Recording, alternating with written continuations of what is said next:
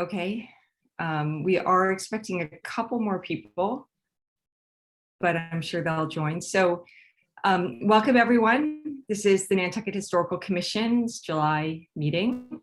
I don't have to read that script anymore, which I'm really pleased about, but we are meeting remotely. I guess we can meet in person as well, but we're meeting remotely today. And I'm just turning to the agenda. Do we have any public comment? We have no public comment. Moving on to the approval of minutes. Did everyone have a chance to look through the minutes? Are there any requests for changes? I move we approve the minutes as submitted. Thank you, Tom. Anyone else? A second on the motion? Oh, second. Yeah, second. Okay, thank you, Clement. All right, is everyone in favor of approving the minutes? Yes. David? Yes. Everyone's nodding. Okay, thank you. Any opposed? No one opposed to approving the minutes. Okay, terrific. The next item on our agenda is election of officers. So our three officers now, I'm serving as chair, David Silver is serving as secretary, and Angus is serving as vice chair. David and Angus, do you want to continue in your roles? Sure. Can we vote you in as chair first? I would be pleased to continue as chair if anyone would like to propose me. I I will. Okay. Thank you, everyone. So Angus, why don't you go ahead and conduct that? I'll step aside. So I'll make a motion to nominate Hillary as chair. Second the motion. All in favor? Aye. Aye. Not hearing or seeing any nays, passes unanimously. Congratulations. thank you. Another year of work. Do I get a raise? You're doing such a great job. You should definitely get a raise. Double your pay. Thank you, everyone. No, it's an honor to chair this commission. So I'm pleased to continue to do it for another year. And as Angus has indicated that he would like to continue to serve, is there anyone else who's like any discussion on that, or? No discussion necessary. I would propose that Angus continue to serve as vice chair. Seconded. Thank you. Okay, all in favor? David? Aye. Mickey? Aye. And Tom and Clement, are you in favor of your motion? Yes. And I am also. Thank you. Congratulations, Angus. Excellent. Another year of vice chairmanship. And now for secretary, David is, thank goodness, agreed to be secretary again. Would anyone like to propose him? I propose David for secretary. Thank I'll you. second. Thank you, Tom. Okay, all in favor. Mickey? Aye. Angus? Aye. Clement? Aye. Did I call everyone? I'm an aye. And Tom, are you in favor of your motion? Okay, thank you. All right. David is continuing as secretary. Thank you so much, David. Of course. Thank you. Great. Georgia, welcome. Thank you. Secretary, can the minutes reflect that Georgia has joined the meeting at 10:04? Georgia, you missed your chance to enter the discussion of the election of officers. So we've re-elected the same slate of officers. Excellent. Great. And we're moving on to the next item. Applications for the alternate commissioner position are due today at noon. From what I heard, I think we have 3 interested folks, or I think actually Erica said 4. Holly, do you know who has applied for the alternate commissioner? No. So I know Linda Williams withdrew her name for the commissioner position and entered it as alternate. I believe Georgia, did Susan Lister Locke? Don't know whether she followed up or not. I hope she did, but I don't know. Okay. But I can tell you all that Barbara White has also applied to be an alternate commissioner. And I don't know if you all know Barbara, but Holly was her student, and she taught history in the public schools for her whole career. She's an esteemed historian. She has a special emphasis on the African-American history on Nantucket. She's a participating speaker in our program that we're doing jointly with the Museum of African-American History and the Land Bank on August 12th. Especially, I just want to welcome Dawn. Hi, Dawn. Thank you for joining. Dawn, we're just discussing the alternate commissioners, and I'm letting everyone know that Barbara White has put in an application to be an alternate commissioner. Do you know Barbara White, Dawn? Yes. So one of the things that is going to be of a special concern when we begin our survey work is representing all people, all the different stories on the island. We're starting in the fish lots. It's adjacent to New Guinea. New Guinea was the #2 spot that we wanted to move on to in terms of priority.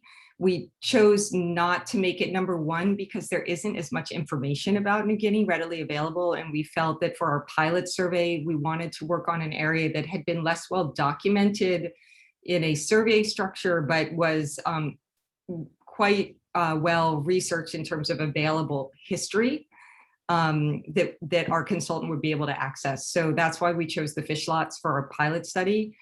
Area #2 is likely to be New Guinea. And having someone with Barbara's familiarity with that area, familiarity with the African-American history will be very helpful. So, I think we're fortunate that we had so many folks decide they were interested in our alternate position, and we will have a fully appointed commission. But I do think that Barbara brings some special qualifications. So she does travel a fair amount, and would be during her periods of traveling coming in by Zoom. So. Wow, that's exciting. Yeah, and I think we do have some other applicants as well, because I think Erica said it was 4, and I don't know who they are. So Dawn, we leave it in your judicious hands. Thank you. Great to have options. Yeah, any other discussions about commissioners? Does Dawn Oh, know Tom. Does Dawn know who the other applicants are? No, Tom, I haven't seen any of the applications yet. Yeah, just curious. Yeah, I think the packet will come out this afternoon. So. Okay, the next item on our agenda is a discussion about scheduling a joint meeting. I put this on the agenda in 2 places, which was actually an oversight.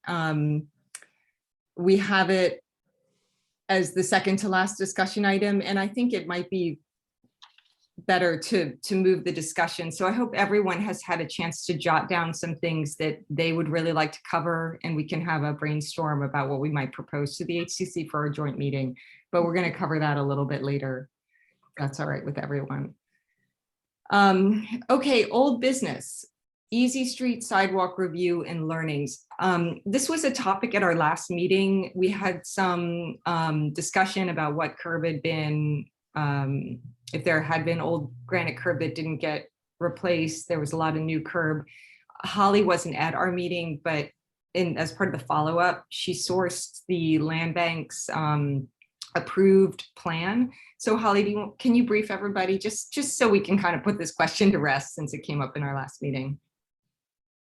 Yes, so the HDC approved the land bank's plan back in 2017. So this was before, obviously, this commission's involvement, before any type of discussion about those, as well as any of the curbing to be replaced if it needed to. For instance, concrete is not a good material that lasts being removed, and it typically needs to be replaced.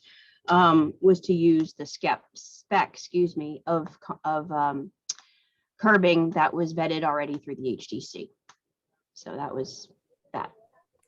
Yeah, the big open question was all this new curb, why did it need to be there? And it's actually shown quite clearly on the plan. You know, we hadn't documented that this before the work was done, but from the existing drawings from 2017, the curb that was replaced with new granite curb had been crumbling concrete.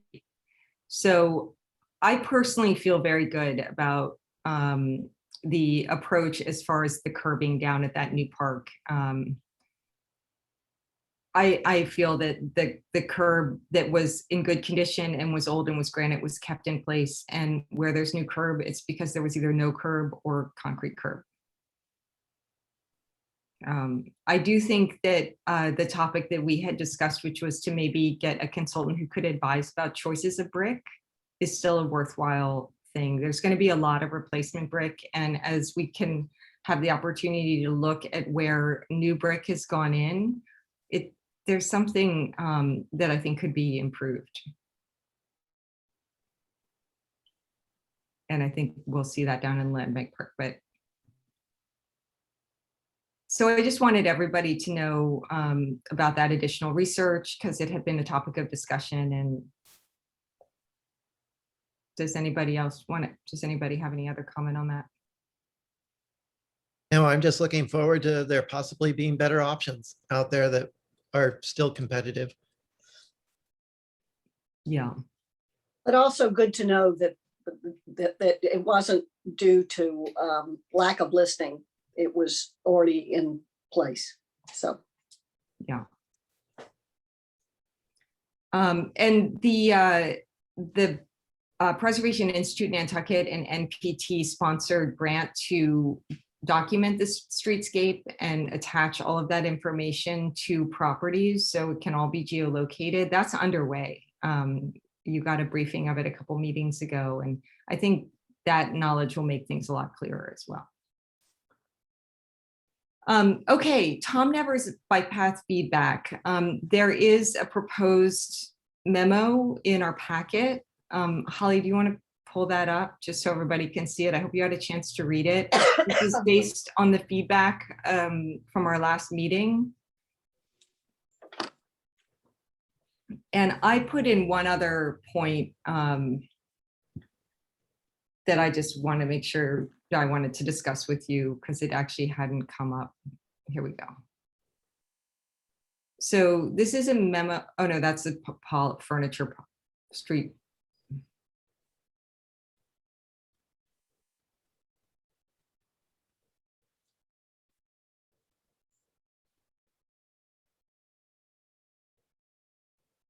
Okay, here's the memo. It's from our commission to the planning director. And I hope it captures the points that you all wanted to transmit at this. It's a very early stage. I mean, we don't have a construction date for this process, and there'll be many other plans and perhaps more community meetings about it. But there's a vegetative buffer between the road and the bike path. So we really liked seeing that.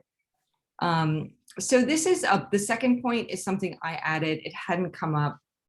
I don't think it really came up specifically, but in our discussion, which is just about there's some instances where these parks are getting really landscaped, like with irrigated grass, and we're seeing mature scrub getting removed. Some of it has to be removed for visibility and safety, but I think some of it is getting removed because there's this preference at the DPW for, you know, this manicured look. And I wondered if the commission had any comments about that in this bullet point number 2. Thank you for pointing that out, Hillary. It is an issue. We don't want everything to look suburban landscaped, and the scrub oaks certainly are you know, low maintenance and natural, and anywhere where you get outside of town, it's just a, you know, that's what's there, and that's what thrives well, and it makes sense to keep that when possible. Yeah, and I think not cut it down in the first place. I mean, it's decades and decades to regrow that mature, even if it's scrubby. I completely agree with Angus about this. I think even in town, I mean, I have a thing about the land bank and their determination to make everything look so perfect and so Disney-like. And I think what's charming about Nantucket, and part of its built environment and part of its charm, is the fact that it's old and scrubby and was industrial at some point. And some of that should be allowed to be left rather than be manicured within an inch of its life. I'm thinking of the land bank property opposite Susie Locke's store, obviously, is number one. But I think anytime the land bank gets their hands on something, they've got too much money, so they bring in some off-island landscape artist and go to town. So I hope they don't do that on the Tom Nevers bike path of all places. I don't Okay, think you're gonna get, there's not another place that I can think of that is as scrubby, so to speak, as Tom Nevers. I mean, the whole place is like that. Doesn't matter what road you go down, they're good. They've got 8-10 foot scrub oaks everywhere. okay.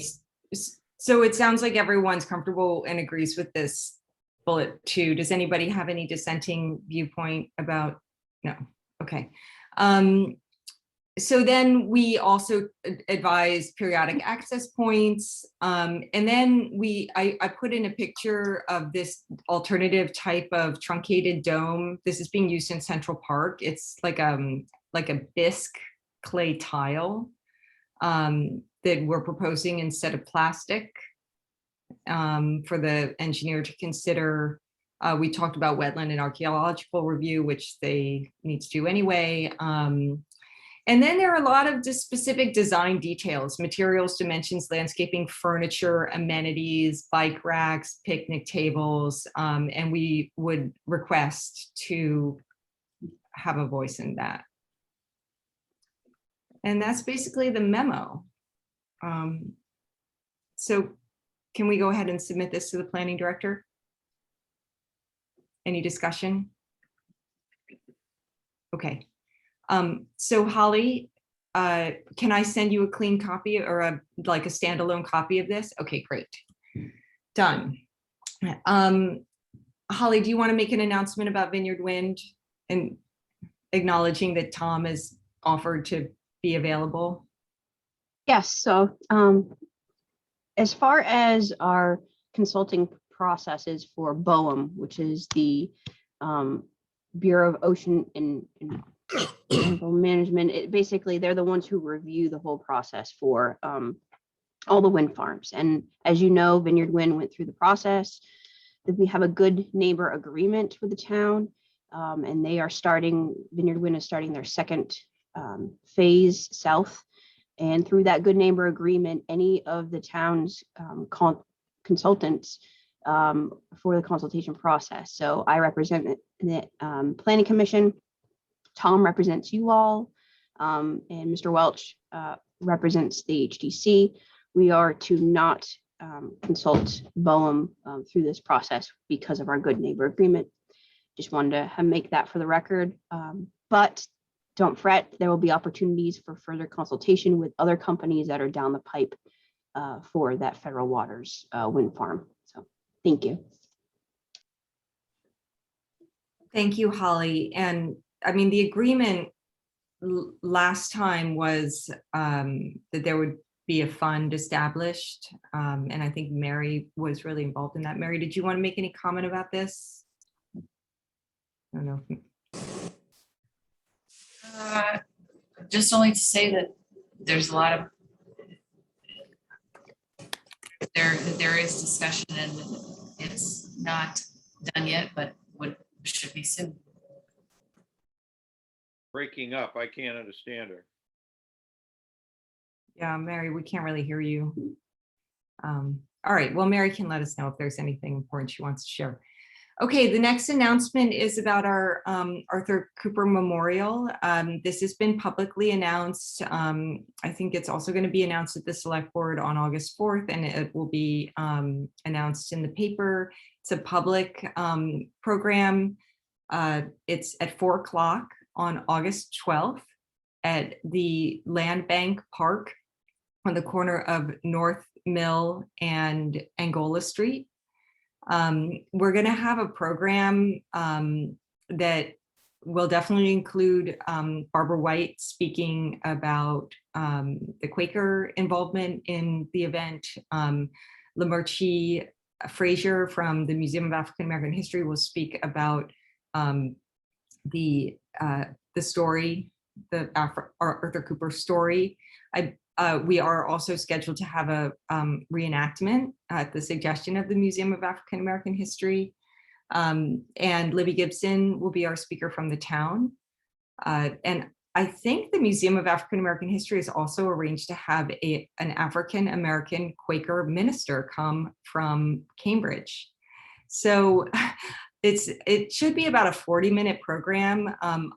Jesse from the Land Bank and I will open the program. So I'm really excited about it.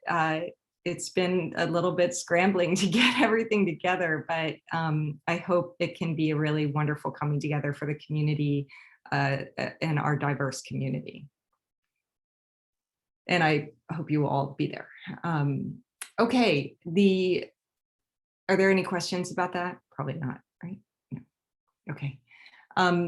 Next announcement, review and approve revised MHC study grant scopes and RFQ. So Tom and Angus and Brian Pfeiffer and Betsy Tyler and I met with Holly the other week. Holly has been working to liaise with the Massachusetts Historical Commission. They're very much in the driver's seat with this. We reviewed everything, gave comments, sent them to Holly. So I'm going to turn it over to Holly. Thank you.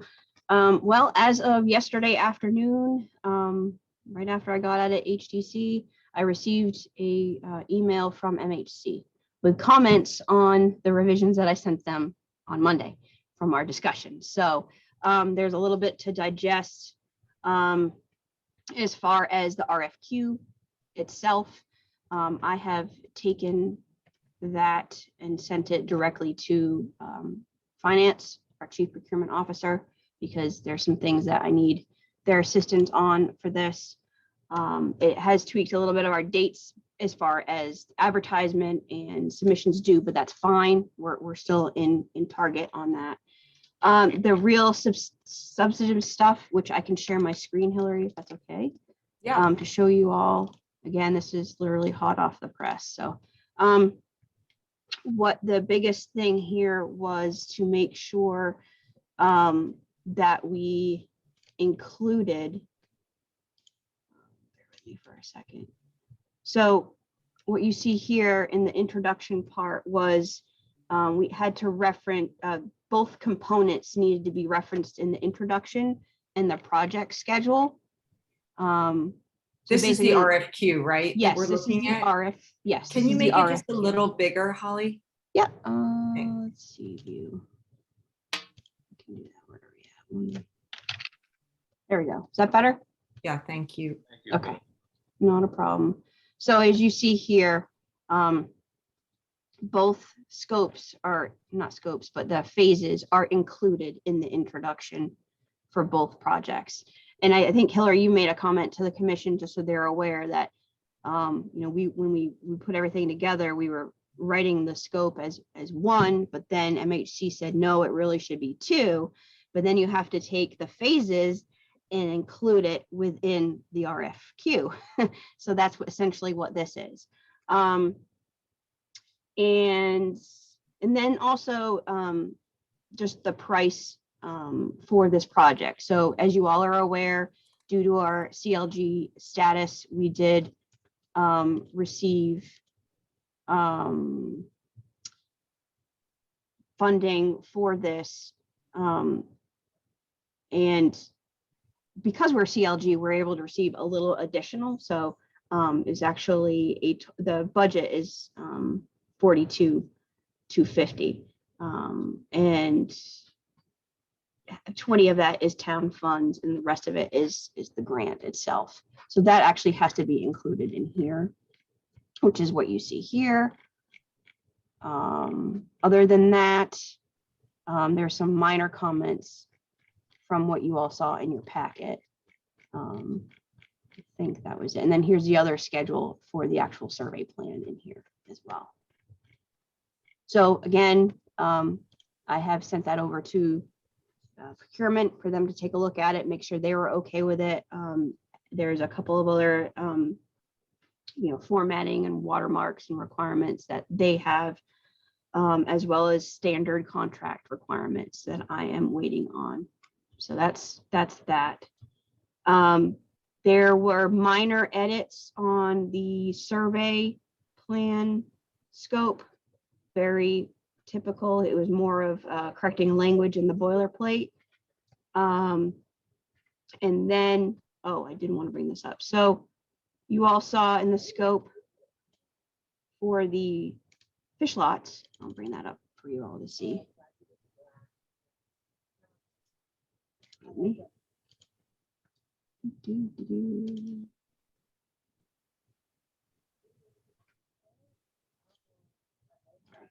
My screens here. Okay, so remember how we originally wanted to do 250 properties, but that wasn't reasonable based on the funding source, as well as, traveling to Nantucket is a little unique, and that really needs to be reflected. So we're targeting 100 properties. I've provided information, detailed information on 126 for the consultant to choose out of, but so that's where this is, 100 selected cultural resources. The other thing, sorry, I'm looking at a couple of different things at the moment. The other aspect of that was, this was all pretty much good to go. One thing that they did that MHC did mention was the fact that we wanted to include, we included a bullet in phase 4, right here, right here, about the GIS. And that was something that we really felt strong about. However, I'm going to read you what MHC had sent back to me on that. And they said, consultants should not be responsible for integrating the survey results within the town GIS, although a discussion for how this might be best happen can be part of the project. The consultant will provide standard digital outputs for the project, Word inventory forms, and JPEG photo files. MHC converts the Word files to TIFFs and then JPEGs for uploading to our Macris database, which is great. MHC can provide JPEGs to the town GIS, and it should be a matter of establishing a file name convention to add to the parcel level data. This is more appropriately a discussion between MHC's data management team and the town GIS manager, which can happen before the project is initiated. So I actually, which I'm glad that they indicated that, because I gave Nathan, our GIS coordinator for the town, a heads up a while ago. Actually, I don't even know how long ago it was, but and I told him that this was something that we were going to be working on and would like his involvement, obviously. And I think I've mentioned to you all before that he has helped create a layer available to staff at the moment. It's not necessarily available on the town's website because that is an additional fee that we would have to plug into. But nonetheless, he has been working on certain things like that for me anyway. So that's great. That's good. And then the I think, and then that was it, just to add the target list that I created. Holly, Yes. I wanted to ask a question. Is it possible to have an old-fashioned print version of this at the Athenaeum? Of The the survey? surveys? The final survey. I don't see why not. I think it should be put in there somewhere.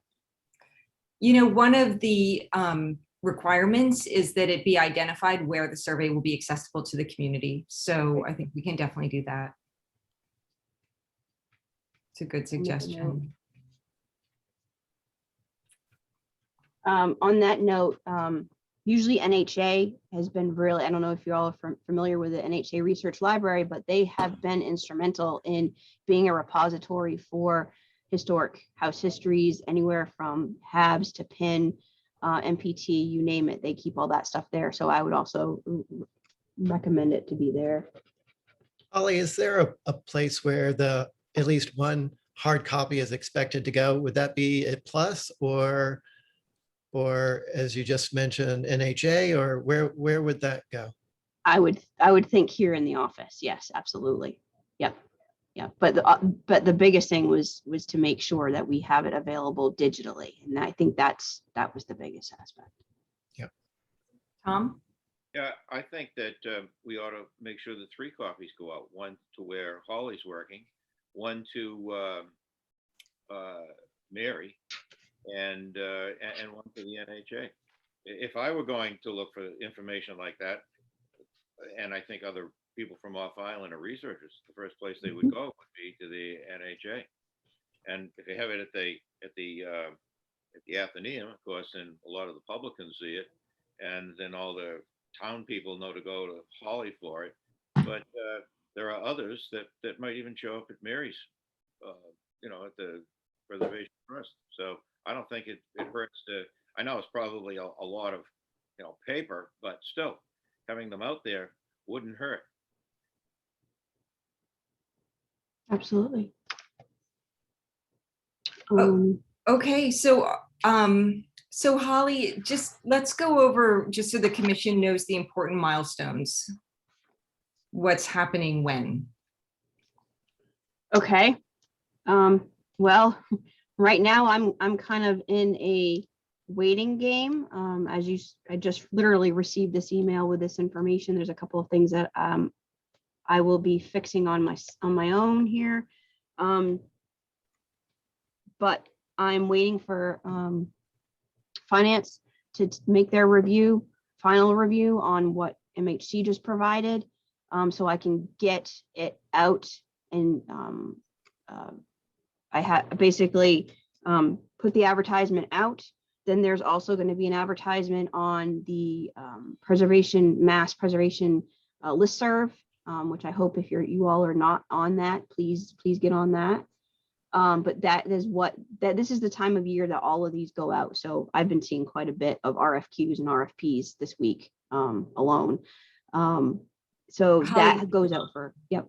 Sorry, so you need to ask the select board to sign it, right? Is that going to happen next Wednesday? No, 2 different aspects right there. Oh, okay. This is the RFQ. So Yes. we're asking for quotes on the project. Once MHC is okay with everything. So Michael has said, please send us a complete copy of the RFQ with the new dates, the revised scope, and the target list integrated for review. So basically cleaning it up, okay, based on their comments. Once I send it to him and he is satisfied with that, and then of course I'm waiting from procurement, everything all together, send it to him and he blesses it, then I can advertise it. And I advertise it on the listserv. There's a solicitation list that's been created, which I gotta bump that up a little bit more. And then in the time frame between now and next week, I should be receiving another email back from MHC with the contract. That is a contract that goes to the select board for their formal approval and the select chair's signature. We're tentatively scheduled for next week. However, I have not received that yet.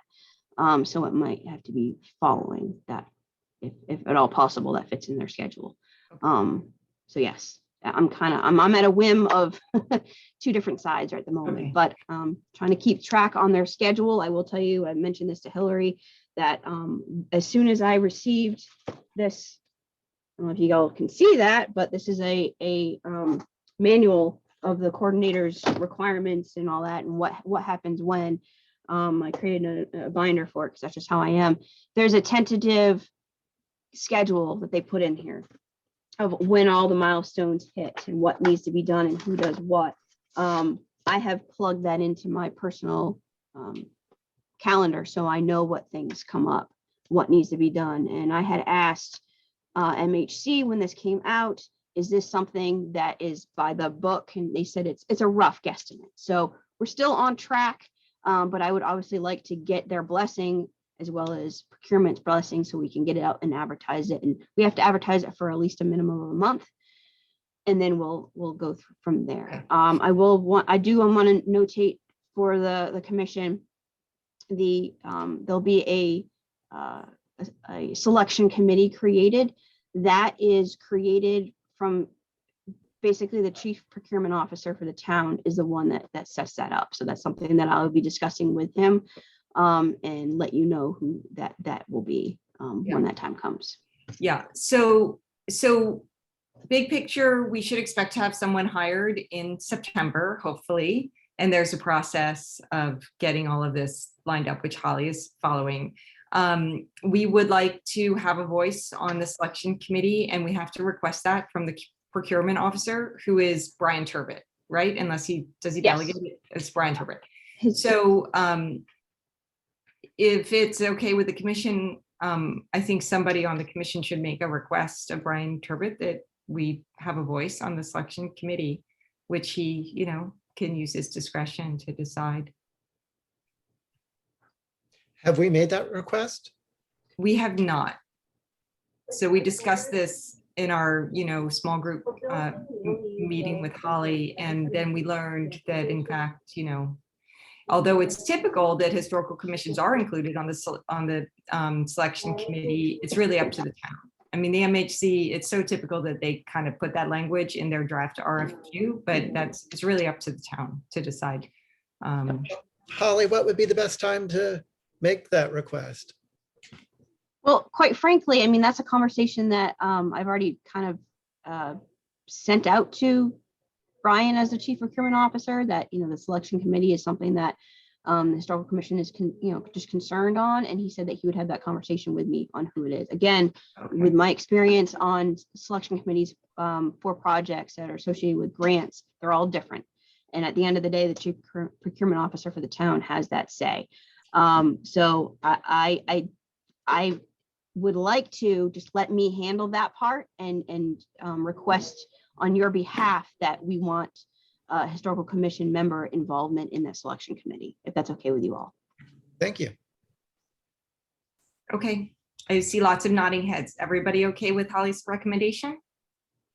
Okay, so great. Thank you very much, Holly, for advocating for our commission, and we'll look forward to hearing from you.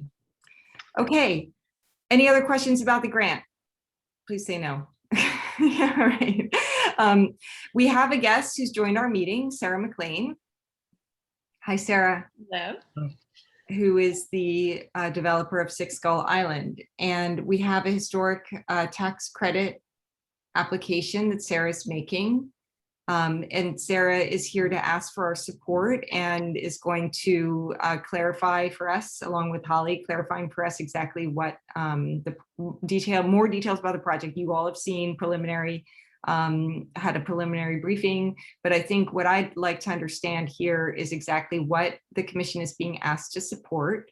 And I'd like to make sure that everybody understands the parameters of the tax credit applications, the expected qualifications, so that we can make sure that when we offer our support, we are looking and opining and deliberating about the correct aspects of the project. Because we certainly have a role here that's defined in the project. So I'm gonna turn it over to Holly. Is it okay if I ask Sarah to introduce her project, or do you want to say a few words first? Okay, all right, Sarah, take it away. Hi, so thanks for letting me speak. And this is sort of a continuation of a brief agenda item when I spoke, I guess the last time when we were earlier in the process. It's my understanding from Epsilon, Brian Lever, who's the consultant out of Boston. He was the one who recommended that I get a letter of support from you as a body. I've received the historic determination from the HDC. They've approved all of the plans, so I'm less concerned about the actual building because they have approved the changes. It's more submitting the application, and we submitted the part 1, and the state came back and deemed, and I can, originally we were trying to just say the main body of the house, which is still fully intact, was contributing, and they came back and said that they felt that all of the L's, yeah, that's that in the letter, all of the L's and the other buildings, there's only one, the carriage house, are also contributing. So that being said, I had always anticipated to sort of renovate the carriage house as is, not increasing the size and not really changing anything. And I sort of rushed to get the plan done because originally we didn't think that we would be doing that, but that has to be included with the application as well because it's a building on site. We also, when I talked to Brian about the language of the letter, the two L's, one of them we're shrinking by 6 inches, but it's going back up in the same style, same ridge height, chimney, everything on the front facade, which is facing, so it's on the west side of the front facade. You can see it there. It was a screened-in porch. It was enclosed in the 50s or 60s. It sat on piers. It had really no foundation. They changed the roof line, so they went from a hip to a gable. It was very underbuilt, and we tried to kind of think about saving it, and it just didn't make any sense to do that. So we pulled out, and the materials were 20th century. They weren't old. So that's gone, but it's going back in the same place. The rear L that you can see here effectively is, again, the same program, kitchen on the first floor, a bedroom and 2 bathrooms on the second floor. It just squares that rear L off. And then the rear addition is a scullery. It's a 1-story. And that actually I've moved off to reattach. It stays existing. It's got a 2-bowl, old vintage sink and taps. And so that all, stays as is. And it's just sort of a cathedral ceiling, it's part of the bedroom now. So I've been able to save as much as I can. The letter, and the wart, number 11 there, where that picture is, that came off. That was a 1950s bathroom that was added that was pulling the building over. So that's actually gone completely, and just a small window will be put in its place, a little sort of dormer, or not dormer window, a little bay window. So as far as the support, I don't really know so I know 55 Milk Street is another private residence that was put into service as a rental property, so commercial. I understand that you wrote a letter of support for them. I'm not sure how involved that was. I'm also not really sure how involved this is. I mean, we've been very involved, and the write-up for the part 2 is very extensive in terms of what we're planning to do and how we're, the masonry spec sheet, the window spec sheet, what's being restored. And it does it by feature and then by, plan, picture. And we literally just finished the QRE budget yesterday. And so Brian is finishing up that part 2. And I certainly am willing to share that with you as soon as it's available, which should be, he wanted to submit it on Monday. Sarah, can I just interrupt for a second? I just want to make sure the commissioners understand. So this is a different application. We're being asked for a different deliberation than the last historic tax credit that we reviewed for 2 Mayflower. In that case, we were being asked to give an opinion about the part 1, which was the historic significance. Okay. And that was because the building had been moved. There were a lot of issues that aren't really relevant here. Right. In this case, Sarah has already received her acceptance of her part 1, which is the historical significance. So she is now in the process of submitting her part 2, which is the actual project, and QRE stands for qualified rehabilitation expenses, right? Yeah. Yep. So not every expense that you incur is eligible for tax credit. So Sarah and her consultant are preparing a list of the qualified expenses that go for the rehabilitation of the building. So what the Park Service and the Massachusetts Historical Commission will be determining is whether or not this is a qualified rehabilitation that is eligible for tax credit reimbursement, and if they agree with her list of qualified rehabilitation expenses, so that they can calculate the total amount of money, 20% of which will be eligible for state tax credits, and then 20% also from the federal, for a total of a possible of 40% back on her project. So we are being asked for a letter of support for the part 2, which is that this is a rehabilitation, qualified rehabilitation, according to the Department of the Interior standards for rehabilitation. Do I have that correct, Sarah and Holly? Yes, yes.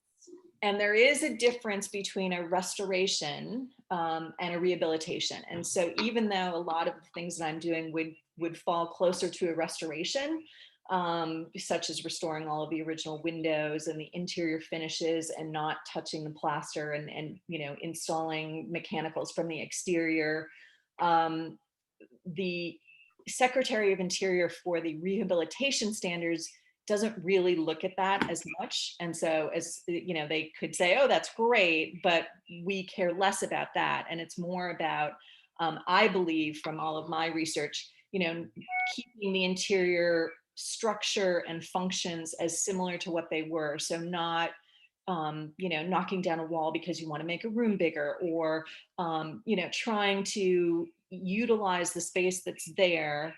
And then any sort of mechanicals or updated, bathrooms that need to go in are in a less historic place in the building or in a non-visible, and so that you're really sort of cutting into the fabric of that historic structure as little as possible and disturbing the original historic features. And so with this project, that's really sort of been my goal from the very beginning, in that if it's original, I really don't want to touch it. There's one instance where in the upstairs master bathroom, I turned a back bedroom into a bathroom, and there's a door into the back hallway that goes into the toilet room. And I'm just fixing it in place, not enclosing it, not putting a wall up in front of it, it's got the original transom, it's got the original door hardware, all of that will stay in place so that it tells that story, and it could hypothetically be opened and used, but it's not the primary entrance for that bathroom or for the toilet room. So that's really the only thing where my new sort of program has impacted sort of an existing area in the house.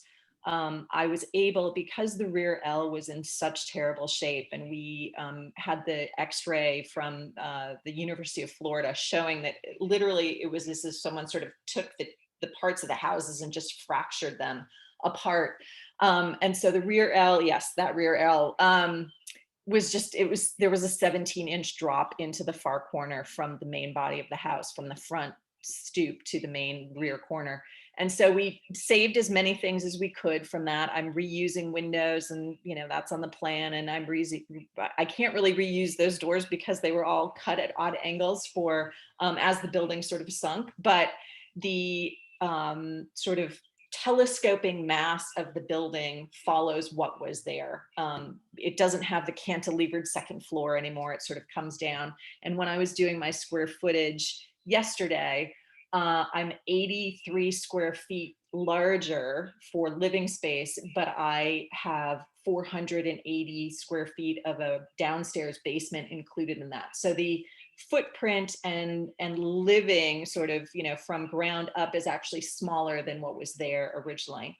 I also chose to shrink the western L by 6 inches so that, where they cut the fenestration, the pediment over the dining room window, I was able to, by shrinking the side, I was able to I'll be able to rebuild that and put that back, and then have water, proper water gutters, leaders that will take the water away from the rear corner of that building.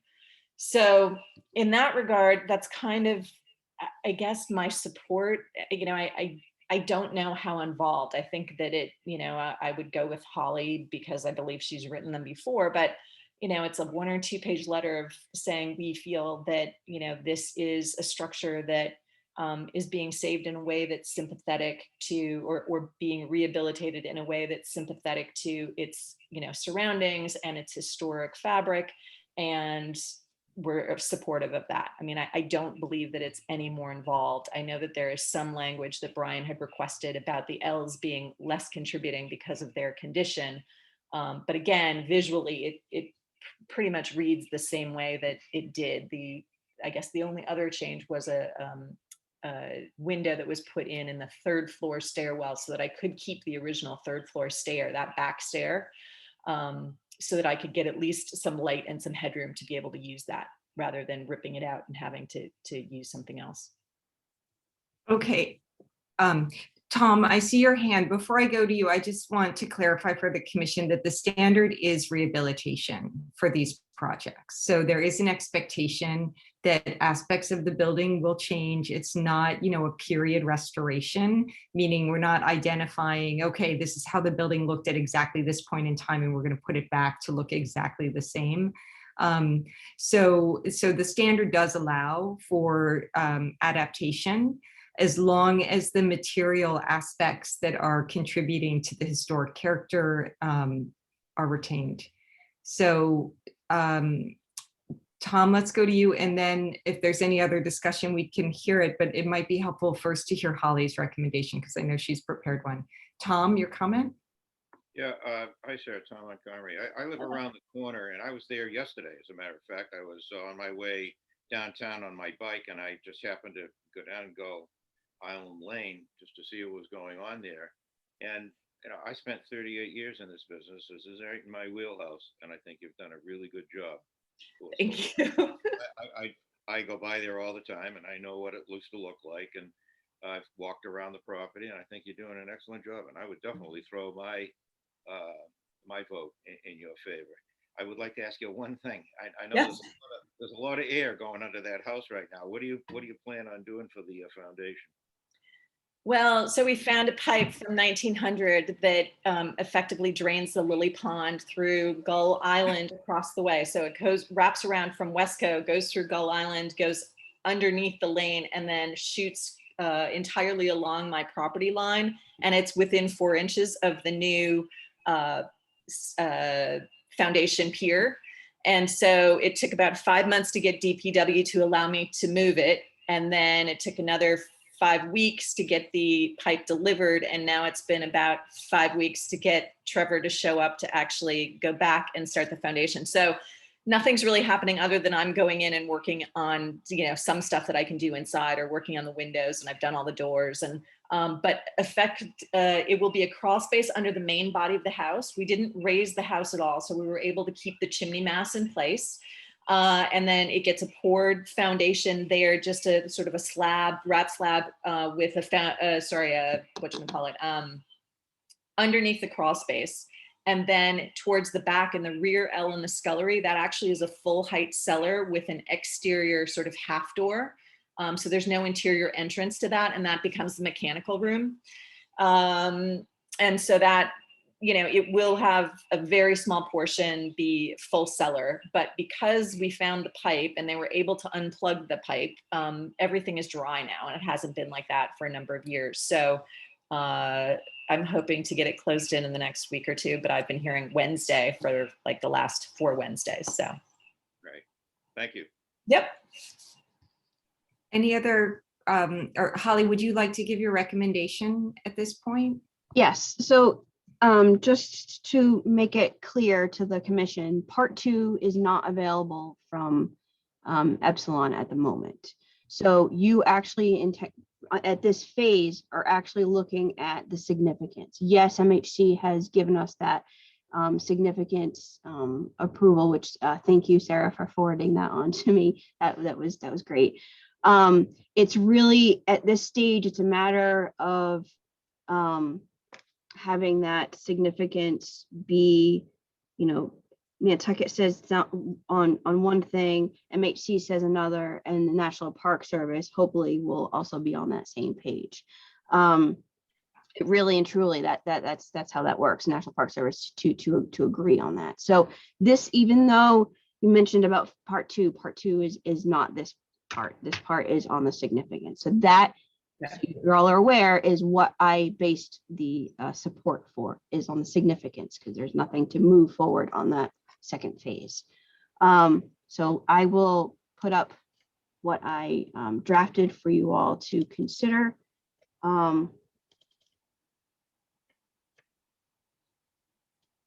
Sarah, yeah, so I'm just a little confused. I mean, if the significance has been determined, I mean, obviously we would agree with that, but is there any value in our giving a letter of support? I I don't really know, honestly. Every little bit helps, obviously. I think the big question that Brian had was because the side L and the rear L had been dismantled, even though they're being reconstructed. I think that he was looking for some support in the project, I guess. And so, I mean, with the pros repetition will comply their secretary. Favorable consideration for the state and federal historic reprotection. Yeah, I mean, every little bit helps. It's not as detailed, which obviously I think would come with the part B, right? Or the part 2.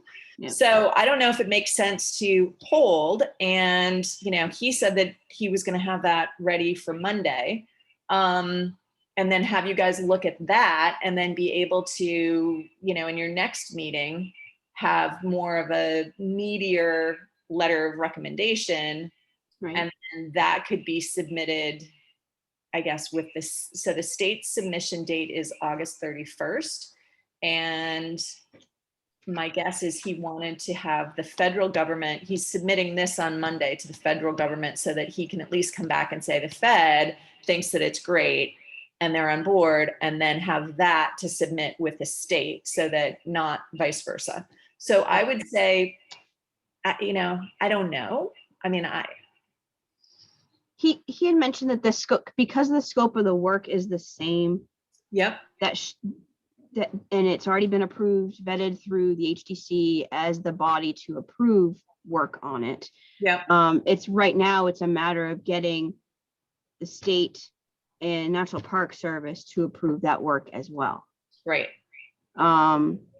So, and you had mentioned about, so previously there was that concern on making sure just the main block of the historic structure was what was deemed as contributing.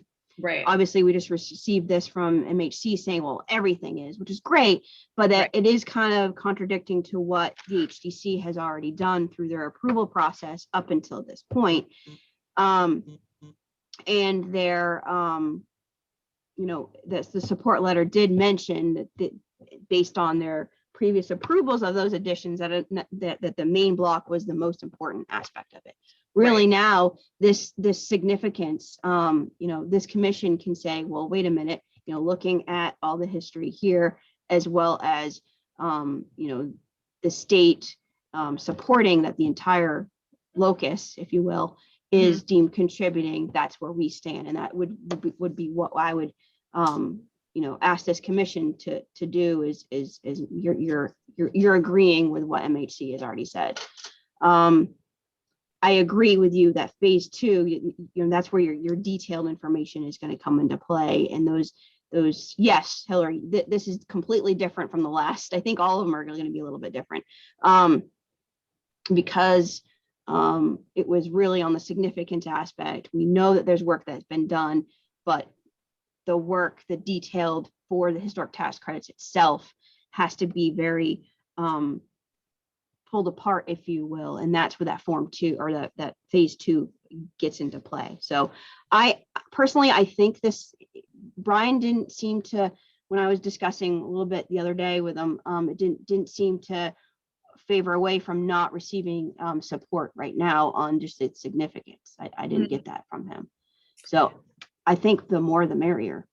Right. And I think in terms of significance, yes, the entire property is contributing and it is significant. And I think then my second argument will be there are aspects of it that need to be rebuilt in order to function, but be sensitive to what they were according to the standards, and Correct. then move forward. So save what we can, reuse what we can, redo what we can, pretty much have it look like it used to.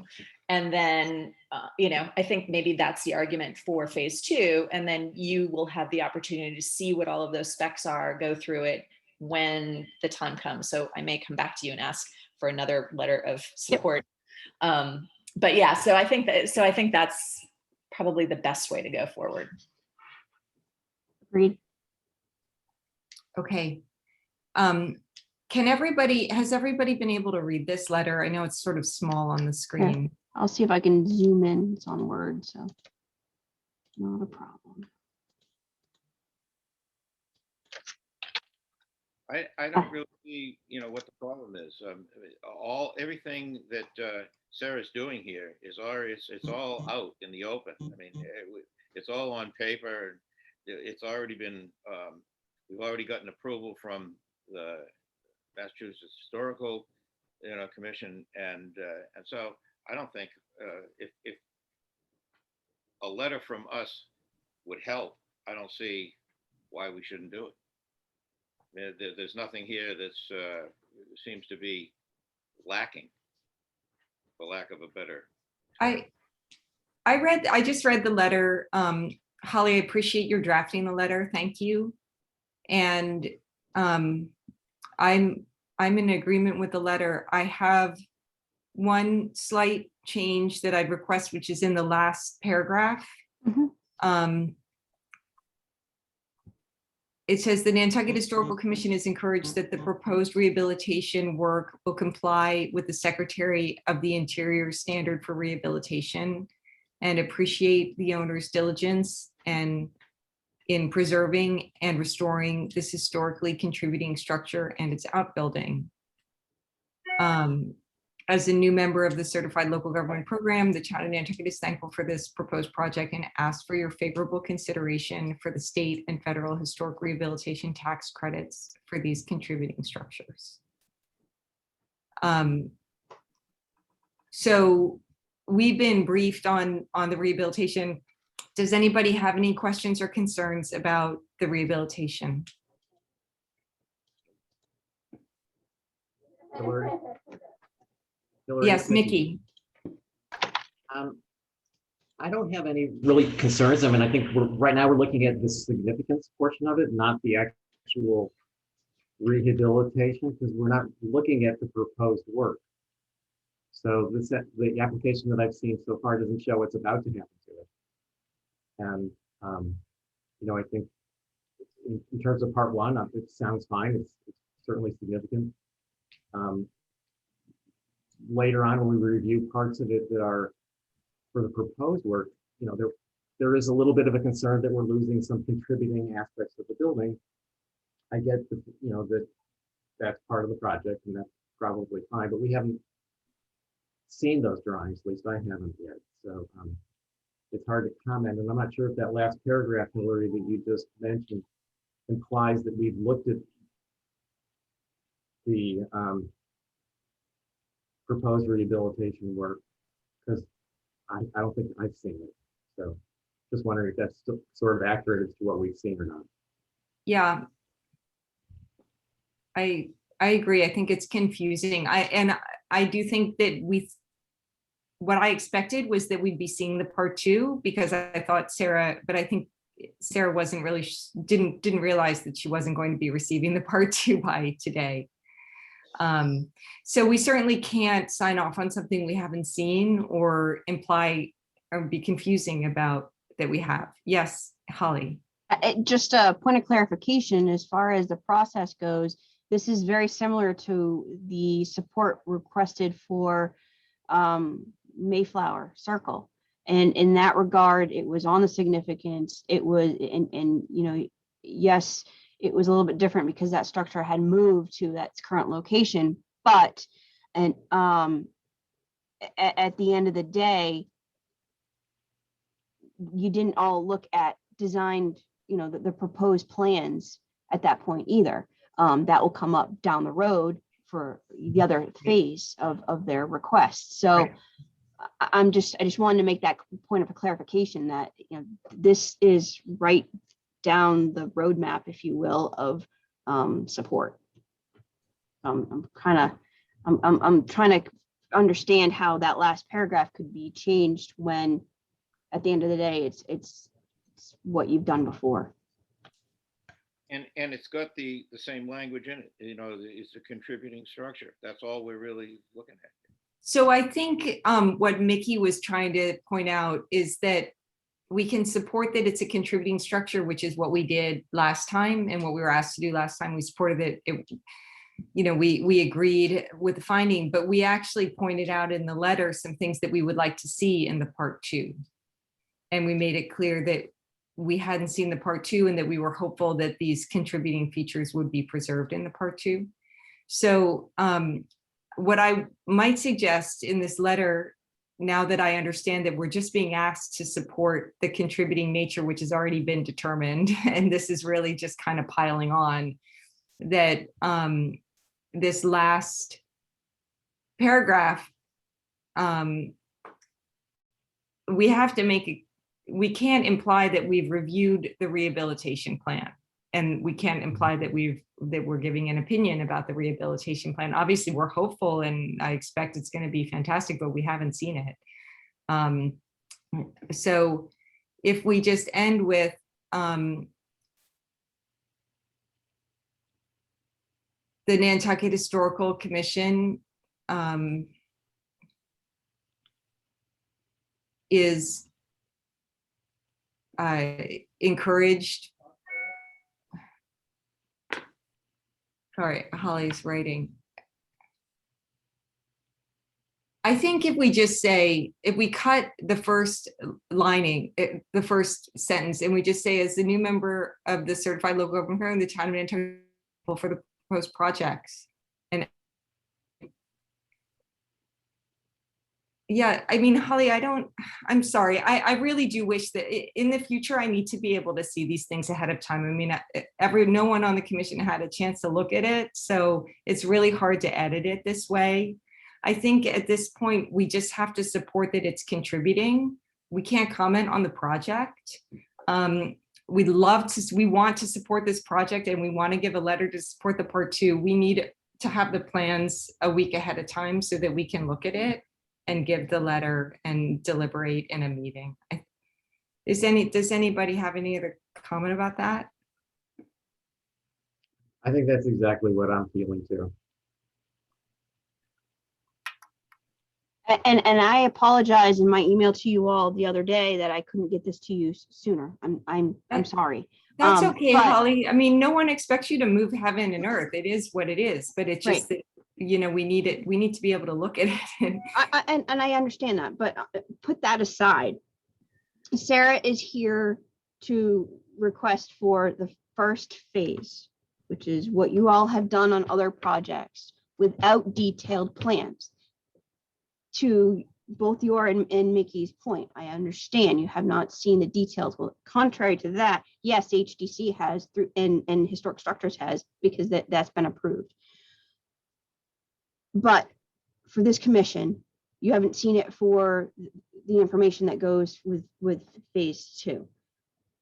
At this point, this is just for the significance. Is there some sort of statement that can go in this last paragraph that alludes to you look forward to seeing the detailed, proposal? Would that make this commission feel better on this support letter?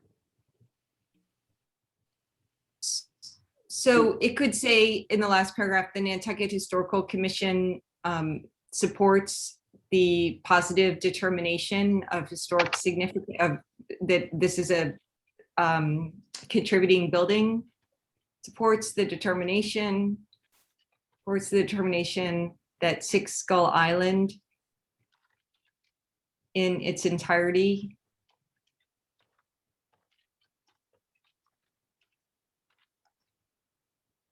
is a contributing structure, a contributing property, to the National Historic Landmark of the island of Nantucket, and looks forward to reviewing part 2 of the application.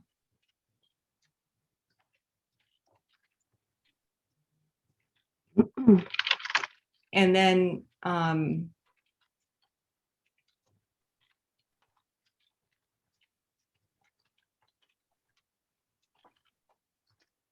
okay. And we can also say we're grateful for the applicant's diligence and care with the project. because that is very clear. And so to tax credit application period, and then we could say the commission is grateful for the applicant's commitment to preservation, comma, diligence,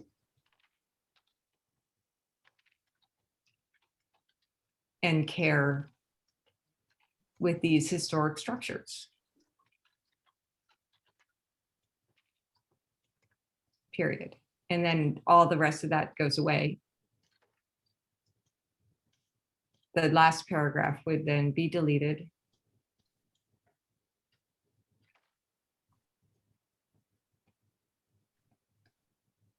And this would go on historical commission letterhead.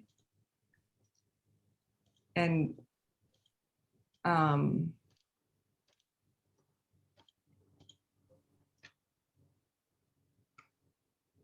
Holly, are you okay using the historical commission letterhead template that we have? Yes, and this would be signed by the chair. Sure. I'm just Is it, curious and on let's that. make sure everybody has a chance to comment on that. Including Sarah, if you have a comment, please feel free.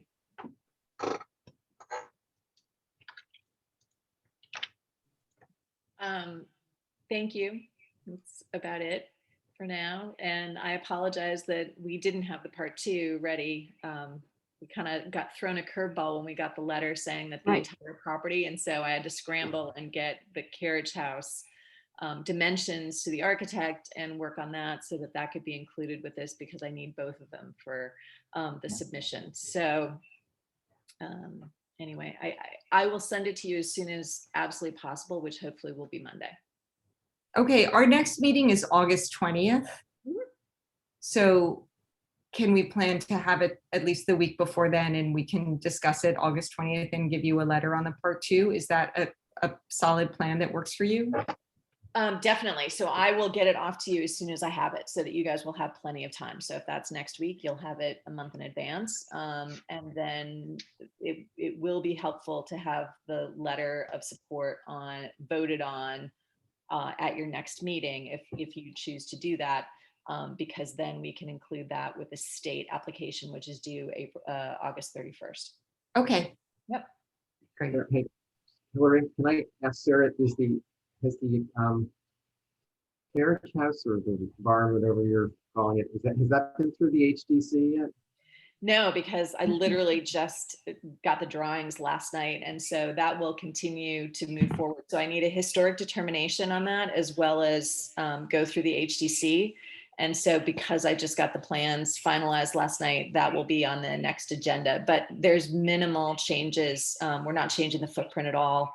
And I'm asking to change the siding from novelty siding to shingle, and then put a dormer, raise sort of the roof. It's got a weird angle now above the bathroom that's not visible, but that's it. All the windows stay, everything stays in place. And then doors actually right now are plywood.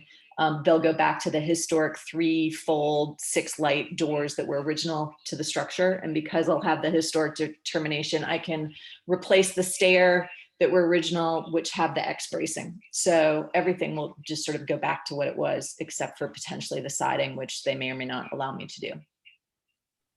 Sounds great. Thanks. Yep.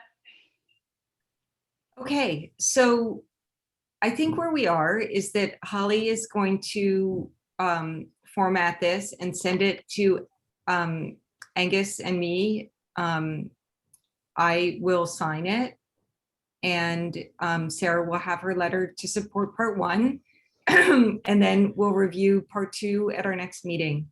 And unless, could I have a motion to that effect? Georgia, I see you. Okay, Mickey, thank you for your motion. Georgia, did you want to Georgia's seconding that. Okay. Any discussion on that motion? Okay. Tom? Aye. Mickey? Aye. Georgia? Aye. Clement? Aye. Angus? Aye. David, Aye. and I'm also an aye.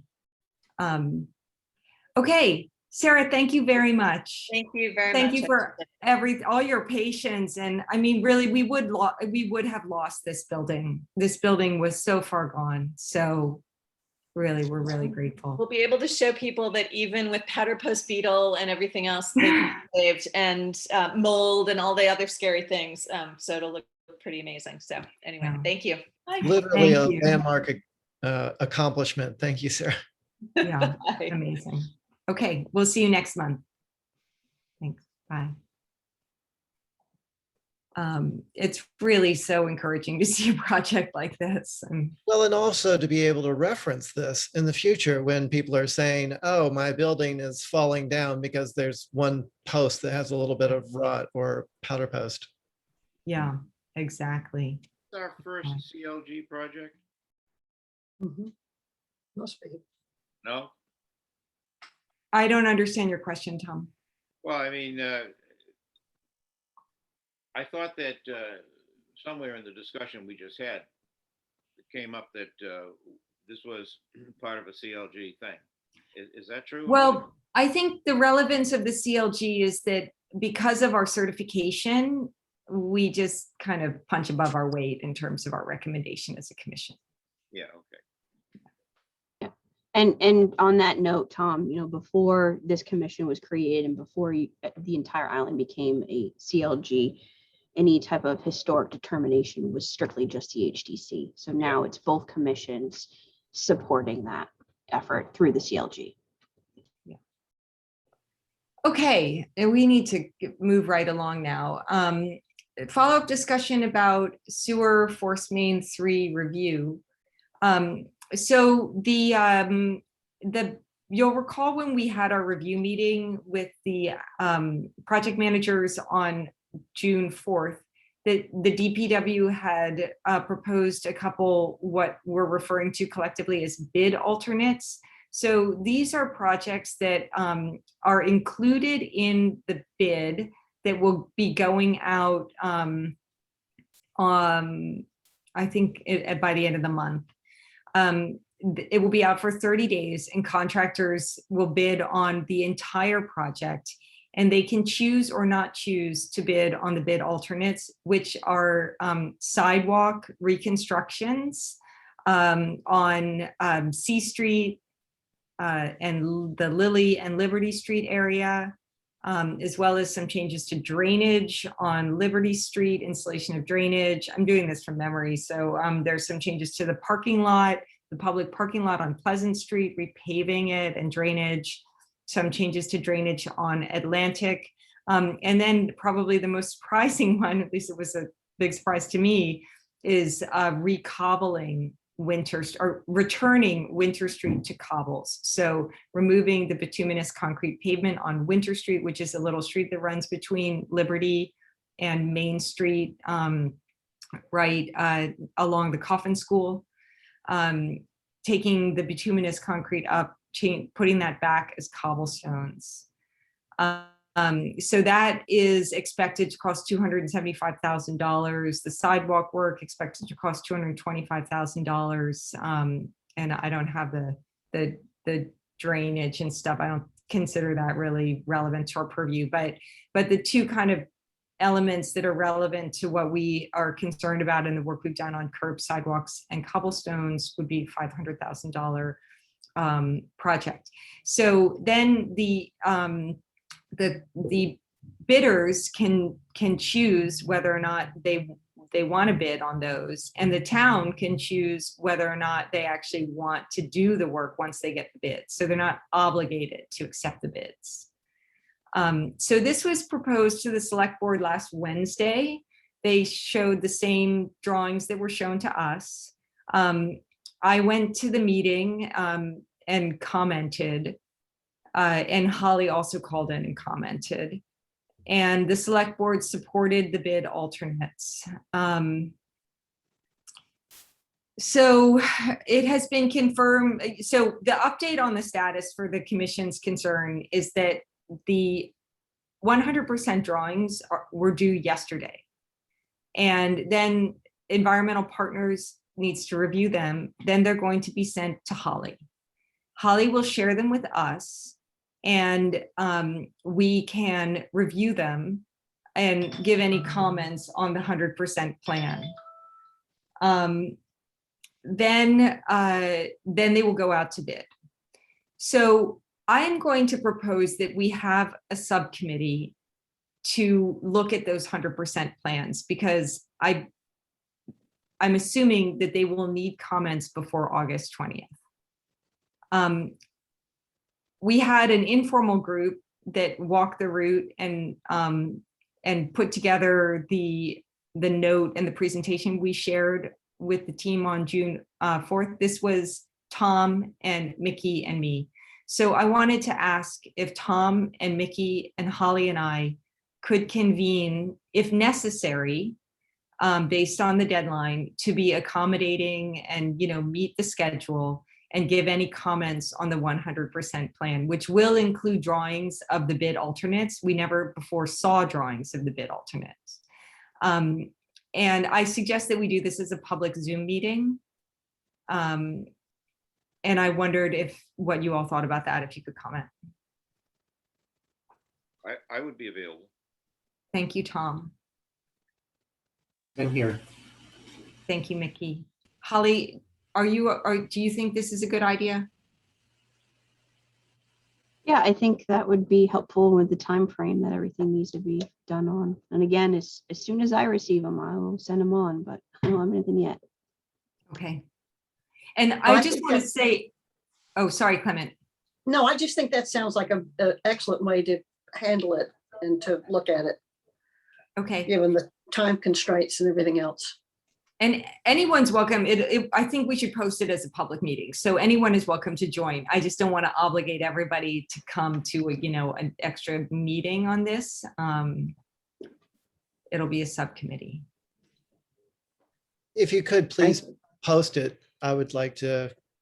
I walked it as well and had comments, so I'm. Oh, I well, would then be- we can just have a meeting, because if we have 4 people, we'll have a quorum, and I should just post the meeting. Is that what Well, you all want to do? I didn't want to be the one sort of forcing that. I could look at the plans aside and, put in my comments wherever possible, but I'm happy for it also to be a meeting, a special meeting, Okay. just because of the timeline. Okay. All right. In that case, we'll post a meeting. We will have as our quorum, Tom, me, Mickey, Angus. We'll have Holly with us, and anyone else who wants to join should feel free to join. Thank you. Okay. I do want to share that I personally shared at the select board meeting, it was a recorded meeting. I don't know if any of you were listening, that I have questions about the wisdom of returning Winter Street to Cobbles without really having advice from a preservation engineer about the method and the specification. And I'd like to hear from the commission. So before we have a discussion, I want everybody to know so there was a specification for cobblestones, which included stone dust as the bedding material. And Main Street was repaired with sort of like a, they didn't put a new underlayment of the road. They didn't do like a pervious gravel bed underneath. It was just the regular road. Then they had like a ton of stone dust that is impervious and was heavily compacted. And they laid the stones. They were not specially selected for cobblestone pavement. They were existing cobblestones, other cobblestones. They have some rocks that are like flat. They have rocks on their sides that are flat. And as you know, I look out on the work, and they made special effort to recobble the entire road in front of my house, so I can comment with a lot of familiarity about how they made the road. So we received a consultant study. We heard from Matthew Bronski about his advice that he really advised a different approach to rebuilding the road. He advised a pervious pavement, and he advised that we take the existing native sand analyze it and have a specification generated to match that sand. So the DPW supplied the sewer department with a new specification for pervious cobblestone pavement.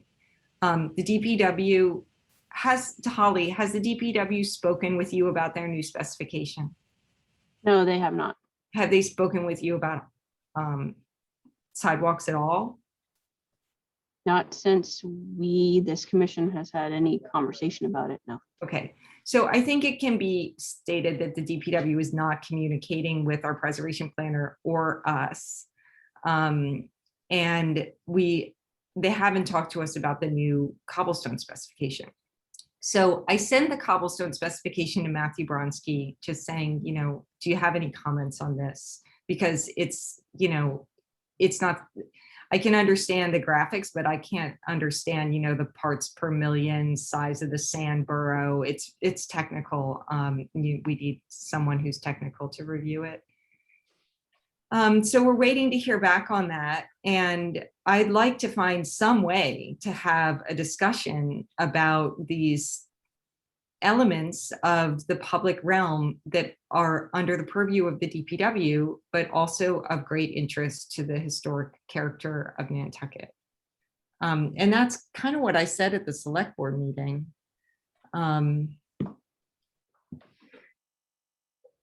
So I don't really know what to do. I mean, I think it's, the select board has approved it. Yes, Mickey. For the main specs for the sewer force main free specs, they did sort of modify the specs to ask for a sand base. Yes. Isn't that correct? That is correct. And that's what I sent to Matthew Bronski. Okay, so in the bid alternatives, which will include Winter Street,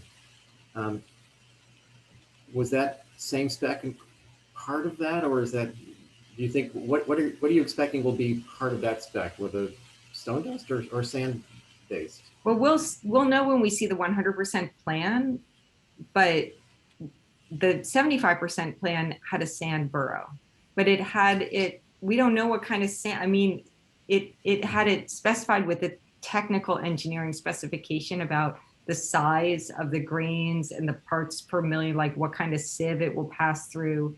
And that's what I wanted to get Matthew's advice about. Okay. I mean, what I'd really like is if we could have a meeting with, the right people from the DPW or even their engineers. I mean, they had advising engineers who came up with this. If we could have a meeting with them.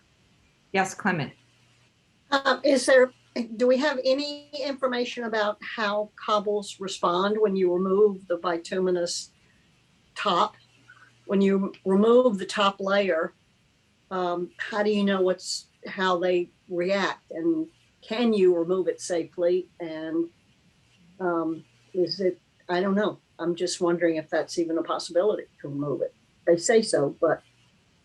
So I can tell you that when in the late 80s, they recobbled India Street, which is called Pearl Street, in front of the Athenaeum. And they also extended the cobblestones all along Broad Street. And they harvested those from underneath bituminous concrete. So it's possible. Good. It's possible, yeah. Yeah, they dug up North Water Street, I think it was, or no, they dug up Water Street and they harvested the cobblestones. Tom? Can I talk about Winter Street again for a second, taking up the hot top?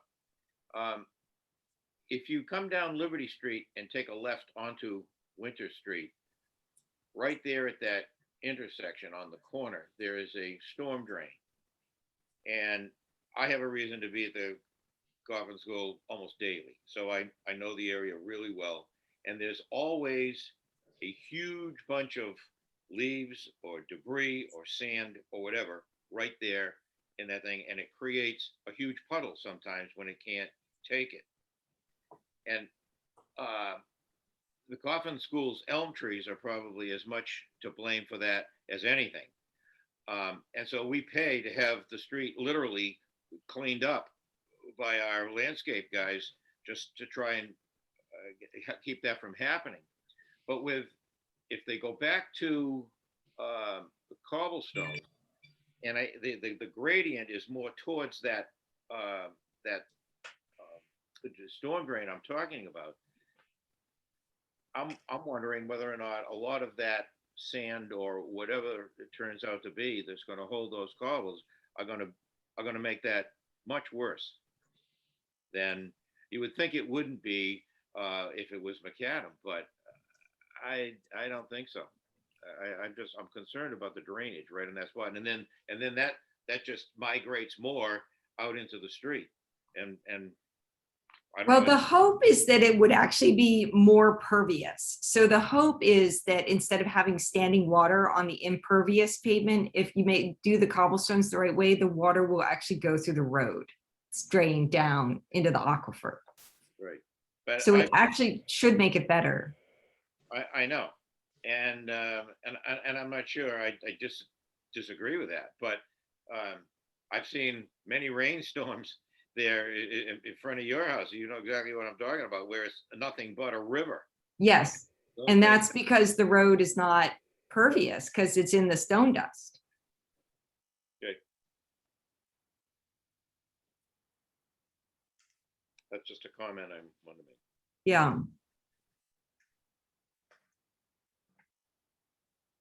Angus? Oh, we can't hear you. I'm glad that Matthew's taking a look at this, and I look forward to hearing what his thoughts are on the current specs. The other thing that I mean, you can't really argue with the idea of bringing back historic streets if they were cobblestone. You know, it's nice to have them return to that. If there are budget issues, though, with material or details or how they're treating the rest of the project, I would hate for those to be compromised because there wasn't enough money because we're spending it on the Winter Street extra. Holly? Just on that note, thank you. So the Winter Street project is bid option number 5. And they cannot, whoever is going to bid, they cannot choose number 5 first. You have to go in order. So if they are going to take number 5 for Winter Street, they actually have to do the first 4 before it. With that said, I did mention to the select board, and I don't know if it came out well because my internet was a little spotty, but that this is the prime opportunity for CPC funds, which is something that staff has discussed that we would be doing for this project. And to that note, Angus, I agree with you. We wouldn't want to have it to be a subpar project, so to speak. But I think the good thing is, you know, through this project, I think we need to realize that we know that the sewer force main project, which is most important out of everything, due to our catastrophic failure that happened to the island, here's an opportunity. Winter Street's going to be picked up and opened up, if you will. Here's an opportunity to take those historic cobbles, retain them off-site to be able to do the work down the road.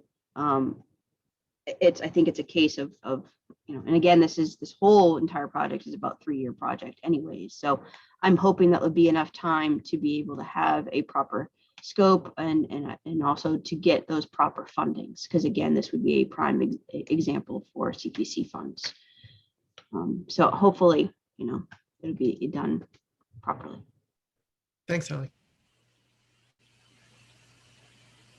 Well, I think it would be this idea that maybe the engineer, if the DPW, you know, the DPW isn't speaking with us, so if the engineers could maybe come to a meeting and present, and we could talk about the cobblestone, you know, we'd like to learn from them. I'm thinking about Tom's comment about the importance of the drainage and how the spec is supposed to be pervious. They could explain that to us. maybe that's something that, Holly, maybe that's something we could request, or you could request through staff. I'll talk to David. Again, I've got a good relationship with the sewer director. He's a Nantucketer, and families go way back. I know him really well. I can talk to him and ask. Yeah. He's been really helpful. I hope you all do see that. And his consultants, I think, have also been subpar as well. Awesome. I know David really well also, and I totally agree with Angus. The people on Winter Street, especially my board at the school, we would love to see nothing better than to see it go back to cobblestones. Obviously, I just made that as a comment because I'm constantly seeing a problem down there in the corner. That's all. So if the engineers who came up with the spec would like to come speak with us, I think that would be helpful. And just so everybody knows, we did invite Rob McNeil to come to this meeting and speak with us about the specs. Holly invited him formally, and he declined. So sorry, Holly, you were muted. For the record, I just never heard any response back from him. Oh, okay. So he didn't respond. And I think Mickey spoke with him. Okay.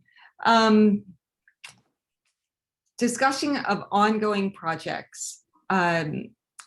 We are continuing to hope to have a fall course with NAREB on selling historic homes. There is a one-pager in our packet, which was requested by Marion Connolly. Our hope is that she'll run that by the board of NAREB and that they might distribute it to their membership. This is something David and I developed. I put a provocative title to try to get people's attention. We'd like to forward this and ask them to share it. Does anybody have any comments?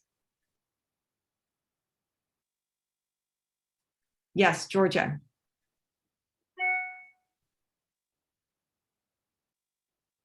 I think it's a great program, and I like this. I haven't had a chance to look, I'm sorry, Hillary, at it critically, but I love the idea that we're going to try to get NAREB on board with preservation tax credits. And the more that we help them learn about protecting the inside and the outsides of houses, and how we remind them that you only ever need one buyer for a house. And if that buyer happens to be a preservationist who is passionate, that's all you need. So it's not like and the reason I'm saying that is that the typical response from brokers has been, if you put any kind of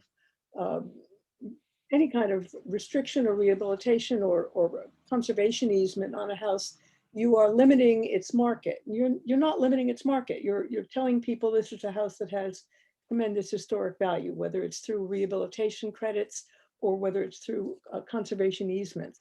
And I think anything we can do to help NAREB spread that message is a great idea. I couldn't agree with Georgia more. And the folks that just bought the Richard Gardner house on Westchester Street are a perfect example. That's been a long time trying to get that house sold because it was so restricted. But these people were willing to take that on because they really, truly are preservationists, and they've got the wherewithal to do it, and they certainly are doing it, and they're doing a great job. Ben, if he's still on, can speak to that because he's their architect. Thanks, Tom. Working hard. That's awesome. Okay. Oh, yes, Georgia. Sorry, it may be a question of marketing. It may be a question of, and there may be people that we could liaise with at NAREB to deal with the issue of marketing, but there's definitely a market for this kind of house rather than the gutted Martha Stewart fake interior kind of house. And anything we can do to help that happen, I think is a plus. Thank you, Holly. Thanks. I just wanted to mention on that note, historic tax credits are also being shown throughout the country to help with affordable housing. And there's been some recent webinars either through the National Trust for Historic Preservation or other entities. Because there's a push right now, actually the Historic Tax Credit Growth and Opportunity Act has been introduced in both the House and the Senate. So to also increase the incentive from 20% to 30%. Obviously, that's great news. I have been also pushing that information out to our folks at Housing, Tucker Holland, who obviously is the housing person for the town, as well as the Housing Trust, because if we can get that mindset of hey, this is a structure that is actually can be used for affordable housing, but also can receive historic tax credits. Let's do on that marketing aspect, because that is true. And where I honestly think that it starts with our realtors to help out with that, and the town as lead by example. So I think we're going to see more momentum of it. And I'm actually looking forward to it. Nantucket is so unique. Let's utilize it to our advantage. So. Okay, well, great. I didn't know about that, Holly. So thanks for letting us all know about that act. That's fantastic. And okay, so we'll hopefully this will get to NAREB and communication will start, and we'll have a course in the fall. And it's not really in our control, but we're trying to stay in touch. David, did you want to comment at all? No, just wanted to let the board know that Hillary played a big role in this as well too. So props to you as well. David wrote the memo and has been, in charge of everything too. So, okay. WPI Sustainability and Reuse. Holly, do you want to give a quick update on the WPI project? Yes. So, well, I guess want to go through what you have in the packet. So, well, I mean, we discussed at our last meeting that we would just cover that once we learned that the DPW was interested in this project as well. There's a lot that is really belongs with the DPW that we were including just because we felt it needed to be done. And we had this idea and WPI encouraged us. But once the DPW raised their hand, it made total sense to give that all to them and for us to just focus on historic preservation. And so that's what we discussed in our last meeting. We were going to revise the proposal. Everyone was unanimously saying, look, let's just have a project with the students on just the historic material and sustainability and reuse and discouraging demolition of historic material. But then we got some feedback from the town, and Holly and I had some follow-up. So can you brief the commission, Holly, on where things stand with the WPI project? Yes. So there's going to be a revised, I guess, proposal, but at the end of the day, it is going to be there's going to be a DPW led with just preservation, myself, and the energy coordinator as kind of assistance, if you will, pretty much making sure that the project builds on all aspects.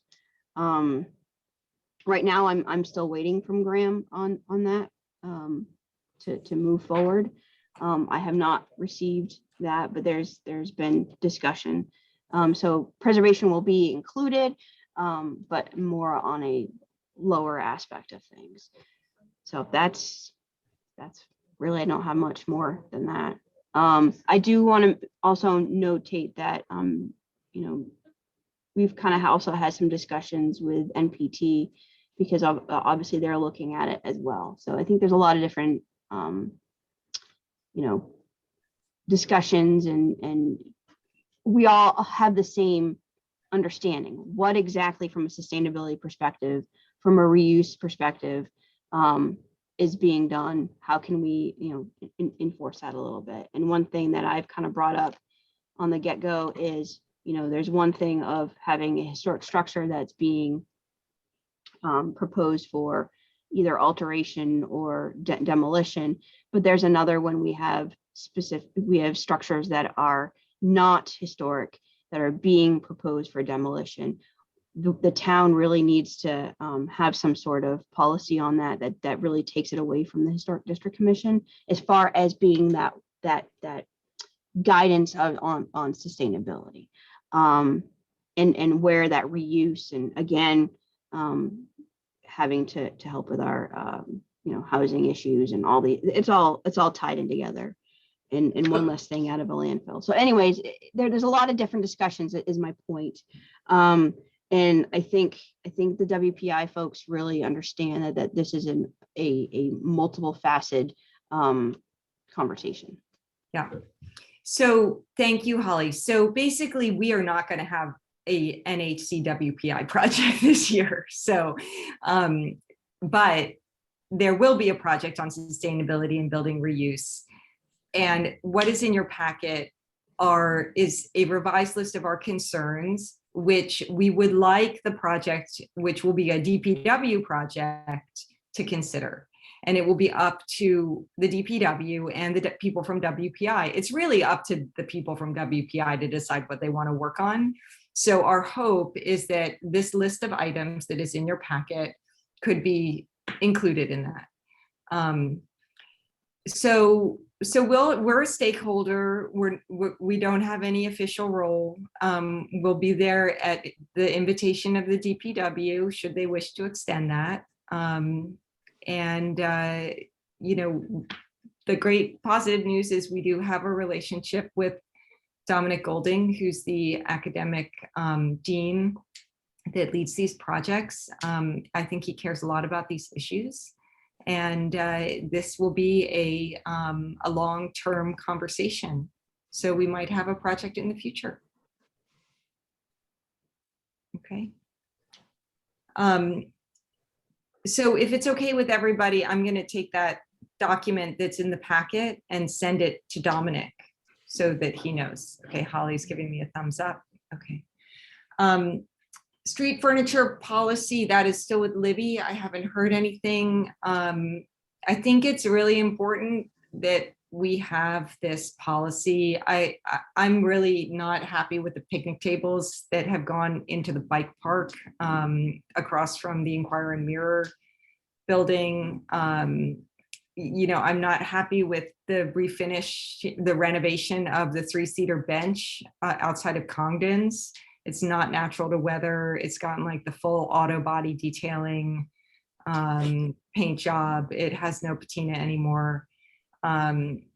So I do think that these items that are in the public realm, we can play a role here. We've been asked to play a role, so hopefully we will eventually be able to play a role. But I'm waiting for feedback. Pavement policy. Is there any update on we kind of discussed this. There's no update on the historic sidewalk pavement policy, Holly. Thank you. So the last two things that I want to cover in our dwindling amount of time is the joint meeting with the HDC. But before we get to that, there are a couple other time sensitive issues. One is I have requested to give an update to the select board. I don't have a date yet. I haven't had a response, yes or no. Dawn is now no longer chair. Jason is chairing. So all we can do is just make the formal, there's a policy for getting on the agenda for the select boards. So you just have to make a formal request, explain why you want to be on the agenda. I think the bias is to let people, because it's about briefing the community. Holly, do you have any advice about that? No, Yeah. I don't. Okay. I mean, at the end of the day, as staff liaison, whatever is going to be proposed or submitted or discussed, I do have to give them what they call an AIS, little brief summary of what's going to be discussed. So other than that. Okay. Holly, I think it's just going to be briefing them on what we've been working on. So that is something to stay tuned on. Hopefully it will be in August before the end of the summer. The other big issue are September grant deadlines and possible applications. So Holly brought up the CPC funds. So we actually really have to do this now. This is the time to make any applications for CPC grants. The deadline is September 10th. The letter is in your packet. I didn't include the grant form. I don't think I put that in the packet. It is on the CPC website. But I don't want to miss this because we want to match the MHC grants with CPC grants for ongoing surveys. And we expect that we're going to have a survey every year. These surveys are typically $20,000. They're the Holly, so what I'm proposing is that we need to make a list of what applications for grants we might want to make. They would be coming from the town, and they would be granted next year. So Holly, what's your recommendation to make sure that we get this done, don't miss the deadline, get these grant proposals in, decide what we want to apply for, etc.? I think just having a discussion now on what those specific projects would be, because they would all have to be individually, outlined and proposed. I do agree that extending the survey work into the CPC is a good idea. Based on the coordinators meeting that we had, there were a lot of different towns within the municipality or the Commonwealth that have done just that. They started off with having the CLG funds, and then they were also able to dive into the CPC funds and vice versa. So I do agree that that's a good approach, but we also may want to maybe look a little bit further into those other areas. You mentioned, and we had that discussion before about New Guinea area. That would be another area to look at. How do we want to specify this funding to propose to CPC for the surveys? That's one thing. And then what other projects would we want to look at? Well, for the surveys, we're going to by this time next year have a plan that we've all agreed on that's been prepared about how we're going to step through surveying all of the historic structures island wide. And so we're going to expect that we are going to be applying to the Massachusetts Historical Commission for survey grant money. And I think those grants are typically like $18,000 to $25,000. I can't hear you, Holly. Yeah, I think you're correct on that. Yeah. And that is for the MHC portion of it. So that's 50%. So we would be looking to the CPC for the remaining 50%. So I guess I would like to hear from the commission about having an annual application to the CPC for money for surveys of historic structures. So that we're continually doing it, continually applying to CPC and the MHC and funding this survey effort. So we get the whole island surveyed. And we'll know by next year how long it's going to take, but we have to get the application into the CPC. And any discussion about this, comments? Angus. It's just essential, these surveys. Our preservation planner, us as a board, the historical commission, the CLG, the purpose of it is to do these surveys, or one of its core objectives is to do the survey. So I think it makes total sense to have that be an annual application. I completely agree with it. Tom? I've had to make application to the CPC 3 separate times. And while I totally agree with the process, they don't necessarily allow money to the same outfit every year, obviously, because there are so many people that are applying for it. Do you know if we would be different than that?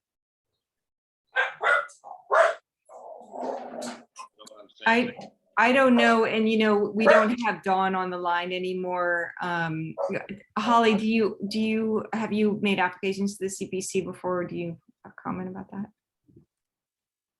No, I am just been an advocate since it was asked for at town meeting when I was in high school.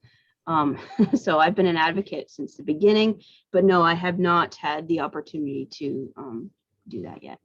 Okay. And so what I'm saying is, it's a double-edged sword. A, you may apply, but they may not pick you that year. And B, if you have been chosen, it doesn't mean that you're going to get approved at town meeting. That's what I'm saying. It's more than you think. It's not something that you're going to be guaranteed to get. Mm-hmm. Besides, sorry, Holly. No, go ahead. sorry. I just want to answer you, Tom, on that. That's with anything. I mean, we also have to look at the fact that yes, we received this funding from MHC from the federal government for being a CLG, but that wasn't guaranteed either. So I think if we do need to establish, and I do agree that having this as an annual application to CPC is smart. I think once the public realizes the work that we've already done, established, I think that it will have buy-in with town meeting. I mean, I haven't really seen much of being on the town meeting side of things. I haven't really seen a negative effect with folks wanting to approve the CPC funds through town meeting at that time. Of course, it's vetted through CPC themselves. So, I mean, why not try it? Yeah. What's there for? Well, what other projects would we potentially want to initiate? I mean, Holly, you're our preservation planner, so as the staff person, it's really going to be something for. I mean, you have to be willing to lead it. So, yeah, absolutely. I really do think getting feet wet with assisting in the surveys would be a good thing. Again, I had mentioned that I've already had discussions about town applying for the Winter Street project for the cobblestones. That's a prime example of utilizing preservation CPC funds for. But I don't know if there's any other projects, ideas that you all have outside of that. Well, the other project is that we have. Having cobblestones on Winter Street would be nice, but we also have a situation where the most architecturally significant corridor in our town is totally inaccessible to anyone with limited mobility. And it's dangerous. So we think that is going to be a more involved project than just, tearing up bricks and resetting them. I mean, there's a lot of historic stone there. There's a lot of missing material that needs to be carefully matched. It's really a specialized project more than any other sidewalk project. And of course, I'm talking about the Main Street, the historic section of Main Street. Would there be a point of expanding our engineering study? I mean, we have a bunch of recommendations in our engineering study about doing a site-by-site plan that could then be implemented by the correct department to implement that. There would be the DPW.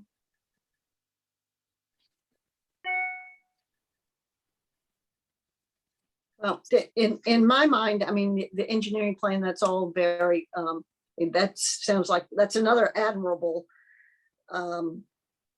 investigation. But to me, these surveys are key to what we should be doing. And until we get the island surveyed in some way, from the survey stems the rest of the approaches to how you renovate, rehab, regenerate neighbors. I mean, whatever you do to preserve what we've got in our modern world. So I think the surveys are key. And somehow, if we can emphasize that each application is not just, oh, here's another survey, it's saving another neighborhood. It's saving another area of our historic town. And so it's not just do-over. It's, do something again that has proven to be successful, and try to emphasize that you want to support this because it worked well last time, and we're moving to another area to hopefully save that area. So, I mean, engineering structuring sounds great, but I'm focusing on surveys.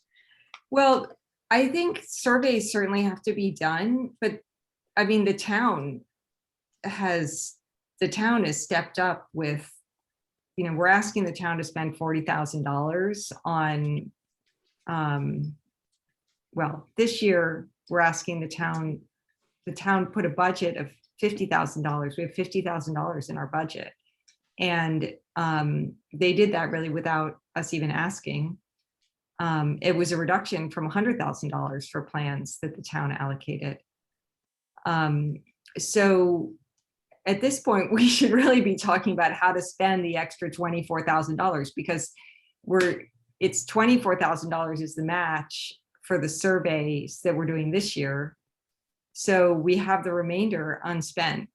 I mean, I guess what I'm saying is maybe it's more important to ask for the town to have some budget from just the plus budget for the survey work, that rather than go to the taxpayer fund and use the taxpayer fund for work that the town, hasn't necessarily allocated.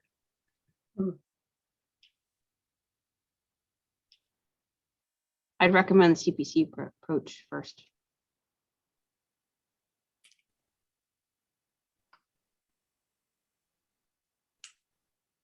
Hillary, Yeah. You mentioned the upper, I assume you're talking about the upper Main Street sidewalk, sort of current fixing so that it's much more accessible and usable. Were you referring to that as a potential CPC project to get funds to do a more detailed approach section by section? Yes. Because that's something that everybody in the town knows needs doing, and is definitely in favor of. I think you get a lot of good public sentiment for that. And nothing's happening now. I don't know what their plans are. So I think if CPC could put some money towards getting that moving forward in a proper way, I'd definitely be in favor of that. There's just so much work that like somebody has to find schist that can be cut to match, because over time there are these flagstone sidewalks that are historic, but where materials have cracked, they've been replaced with bluestone and set in concrete, and all of that needs to get cleaned up. And it's really a preservation. It's a restoration and a preservation project that is a different skill set.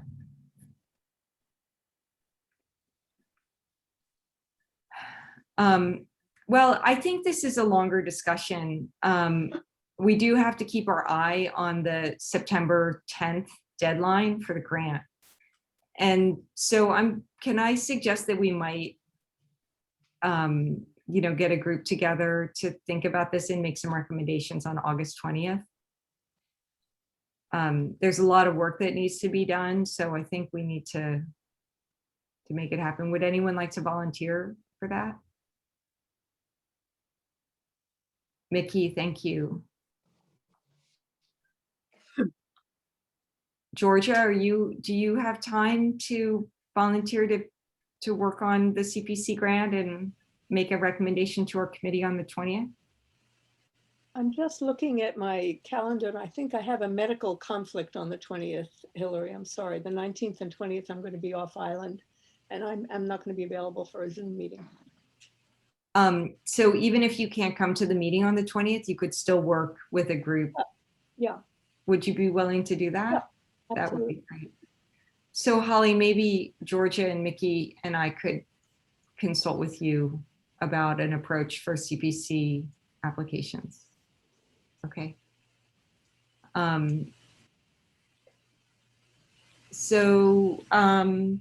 Okay. The HDC meeting, this is, I'd like to do, can I defer this to the 20th? We're out of time. I really want to make it a longer discussion. So let's make it tops on the list for August 20th. And maybe we can brainstorm some ideas. If people have ideas of what you want to talk about with the HDC, send them to me and copy Holly. And we can put a list together to put in the packet. Send them to Holly, actually, just send them to Holly, and Holly will include that in the packet. Okay, let me see if there anything we didn't cover yet.